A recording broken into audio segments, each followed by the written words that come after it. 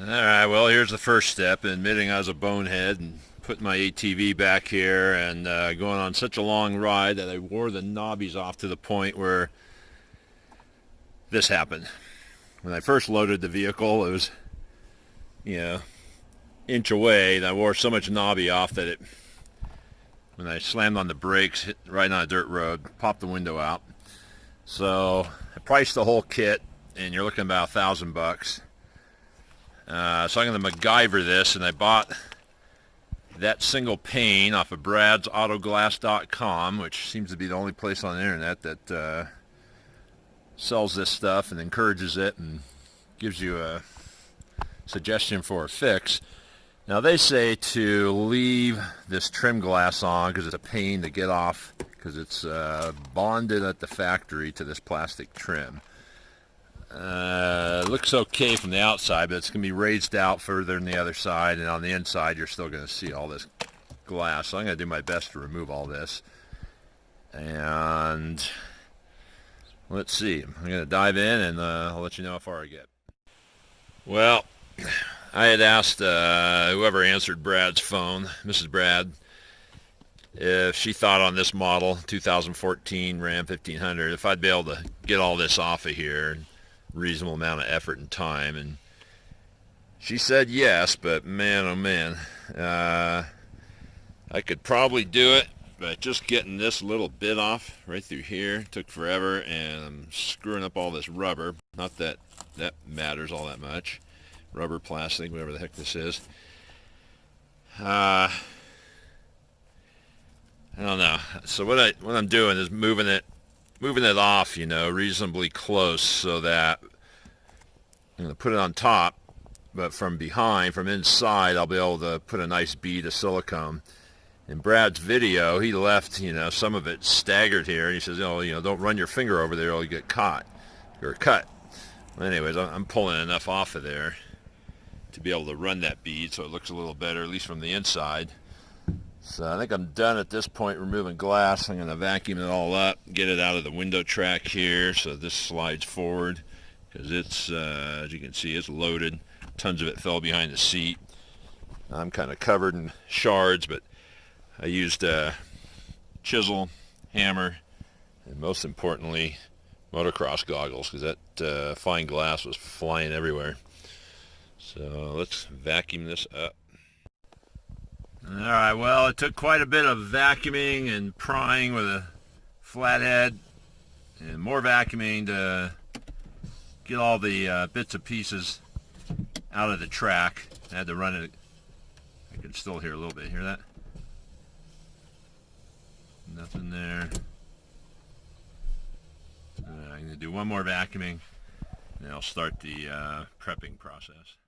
Alright, next step. Get some brake cleaner. Clean the glass, clean the paint where you want your tape to stick that's going to hold that glass in place, and wear your glove when you're wiping this stuff because it's all jagged. So far I haven't poked myself yet. Clean it up good, and now I'm going to go heat up the silicone or adhesive, whatever that stuff is. They say to get it to 140 degrees. So Brad is correct. This schnozzle on here is thicker than any other tube of caulking you'll ever deal with. And I got two guns. This one's much wider. It's going to fit in without any kind of a modification in there. I'll show you once I get it in. But I'm going to leave that cap on and leave this internally closed while I heat it up. Yeah, I'm guessing on the 140, but it's not the warmest of days. But I'll get it too hot to touch, which should be right around 140.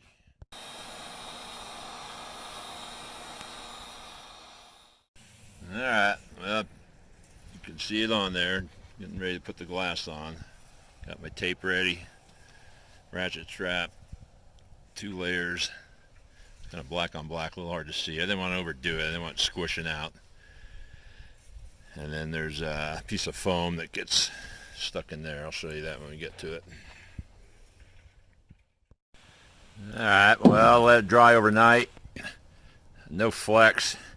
It's pretty dang cold, and Apparently got a little rain last night, but I can tell by the lack of flex. So it's so dark, I doubt you can see where the, well, you can see it there, where the urethane is. And the last step, I'm gonna inject a bead there and smooth it out. But man, this stuff, unlike silicone, it don't come off your fingers, so I'm gonna have to wear a glove. And I don't really like smoothing out at least silicone with a glove, but I got no choice with this stuff. I do a lot of siliconing in my my real life, fixing showers and backsplashes and whatnot. But yeah, I mean it stands out tiny bit. I'll fill that edge, but driving around, $100. Obviously, I gotta fill the gap there with the supplied foam. Keep life out of there. It's actually really thick. I'm a little concerned about getting it in there, but I guess that'll be the next step in the video, showing that application. Hi, Brad from bradsautoglass.com. In the video that you're presently watching, the gentleman did a really great job, and I really appreciate him posting this video for me. And there's a link to his site on there. You should check him out. But one of his complaints was that the glass came like this, and that you could see through the whole thing. And he would have liked it if it had come like this with the black border painted around the outside edge. Unfortunately, the cost of painting that border is about $40 to $42, so it just priced me out of the game. But I did come up with a way that using your Beta Seal Prime that comes in our urethane and primer kit, which you should be ordering anyway, you can use this to create your own black border around the outside. So in this video, I'm going to show you how to do that. So most auto parts stores sell pinstriping tape, about this thickness. This is 1/4 inch. You could use 3/16. And you can use this to mask off your glass so that you can paint the black border on. And I'll show you how to do that. So I've taken my window and I've used this blue fine line tape that you can get from 3M. You could use pinstriping tape, and you can buy this at most auto parts store. You can, like I said, you can use pinstriping tape or 3M blue fine line or any plastic masking. And then with the Beta Seal Prime that comes in our kit, I'm going to paint the black border on there similar to this window. So I've got it already started. I'm going to finish taping it off. I'm going to prime it, and I'll come back and we'll talk about it. All right, so we're going to shake this real good. We're going to take and push this down, twist it. You can hear the air escape. Tip it over, squeeze it. You can see the black primer coming into the sponge. And now we're going to just take and paint it on this edge of the glass. Now don't worry about getting it on the outside edges or anything, because you can clean it off, brake clean. And then when you get done priming the window, if you need to prime anything else, you need to do it right now, because otherwise this sponge will dry up and you won't be able to use the product. Actually, that's not entirely true. You can poke a hole in it and you could use a cotton ball. I would like to add a quick footnote that when you're opening up the primer and you're squeezing it out, you want to have a rag or a surface or be over a trash can, because this can fill really fast and drip, and you don't want to get it on anything. It makes a mess.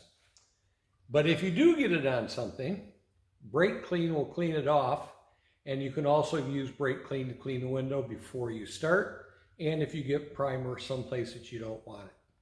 All right, so I've let it cure for about 5 minutes. You need to just be careful. It might still be a little tacky.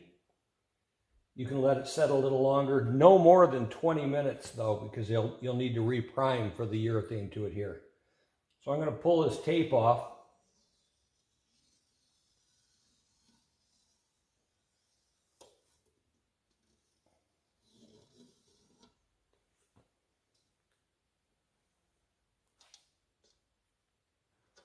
So as you can see, I painted the border on. You can see the border all the way around. And depending on your window, you might want to put a border over here where my hand's at.